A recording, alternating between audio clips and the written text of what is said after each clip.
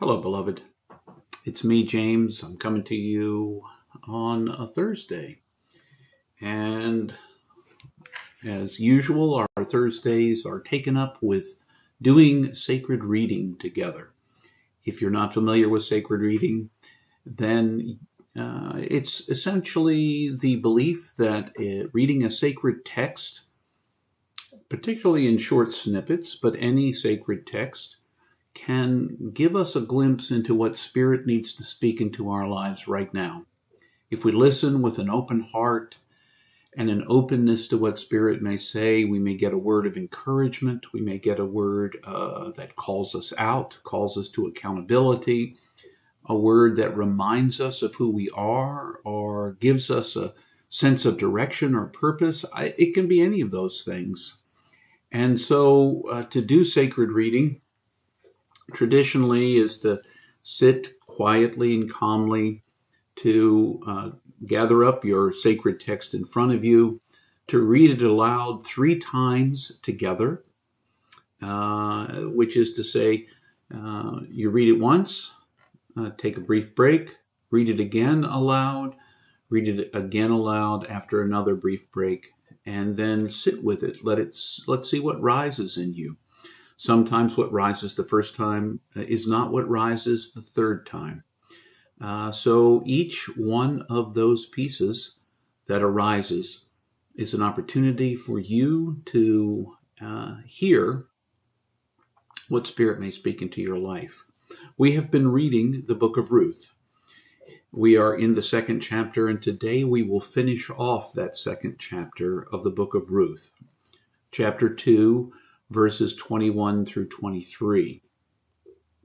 Now, just to bring you up to date, the story begins with Naomi and Elimelech, her husband, and their 2 sons. They have a famine in Israel, and so they traveled to Moab, where they settle in order to feed the family.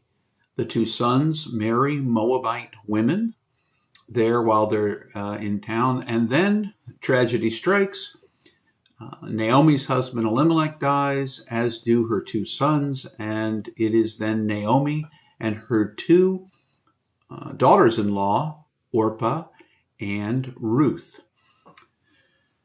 Women in the time that this would have been written could not provide for themselves and needed to be attached to a brother, husband, father, nephew even, some male. Whatever you may think about that practice, that is the truth out of which Ruth arose, the story. So Naomi encourages Orpah and Ruth to go back to their people. Orpah takes her up. Ruth is unwilling to do so, and Ruth remains with Naomi. Together they travel back to Bethlehem. And they need to find a way to provide for themselves. In Israel, the laws of gleaning allow for those who are on the margins of society to gather up any dropped grain at the edges of the fields. And so it is in that situation that Ruth goes to glean, as it turns out, in Boaz's field. So Boaz notices one day that there's someone gleaning in the field, and he asks after her and instructs the workers to leave her alone, unbothered, and then speaks to Ruth and tells her that she's welcome to draw water from any of the water that his servants have brought to the field, and that she will be safe gleaning there. This all leads to Ruth gleaning enough that she's able to feed herself, the grain that is dropped, to feed herself and her mother-in-law Naomi, and she continues to take care of her.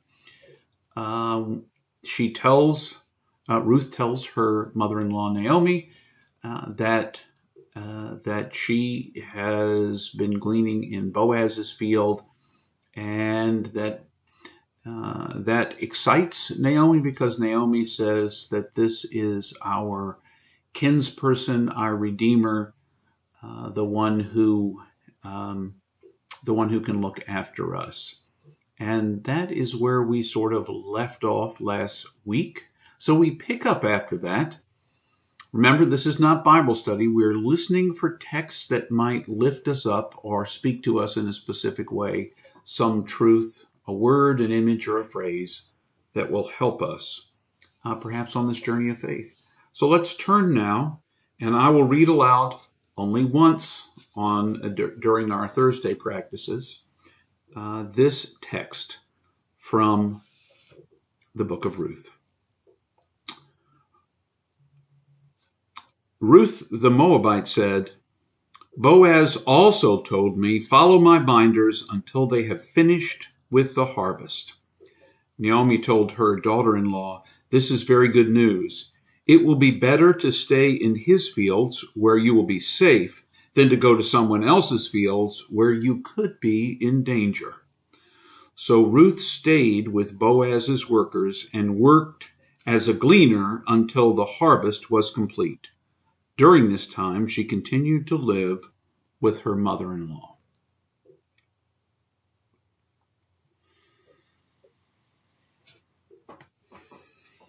If you want to stop this and do your own reflection, you certainly can at this point.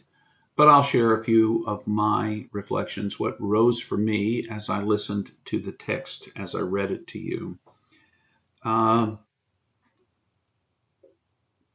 Naomi, I appreciate once again that Ruth and Naomi have a strong relationship, and that Ruth, who is not related to Naomi by blood, but by marriage, that relationship is a strong one, that they look out for one another, that Ruth feels some special responsibility to make sure Naomi is cared for. And so she continues to go at Naomi's behest to glean among the fields of Boaz, because Boaz has offered her a safe place to glean.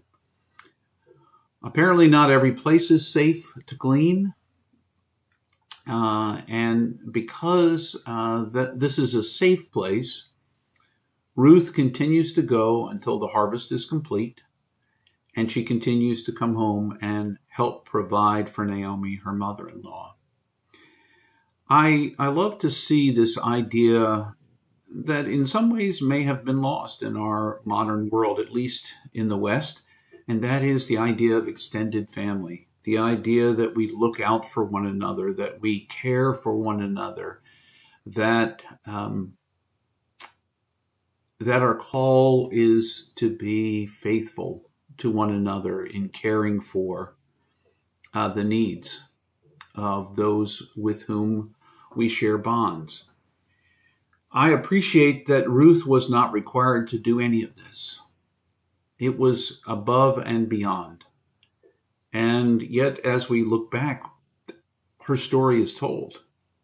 The sad reality in the biblical narrative, in many sacred texts, is stories are told, but oftentimes women don't play a major role or even get mentioned. And here we have an entire book of the scripture titled for this woman because of her exemplary nature, because of who she was, because of how she cared for Naomi, how she provided for and looked after. And it seems to me that's a wonderful example for my life about caring for and looking after someone else. And that when I find the right place to be, as Ruth has, a safe place, a good place to be herself and to be safe in Boaz's fields, then perhaps that's the place to settle, to be there in that place, trusting and caring for one another. those are the things that rose for me as I was listening today. Remember, my friends, that you are infinitely precious and unconditionally loved for the gift you already are.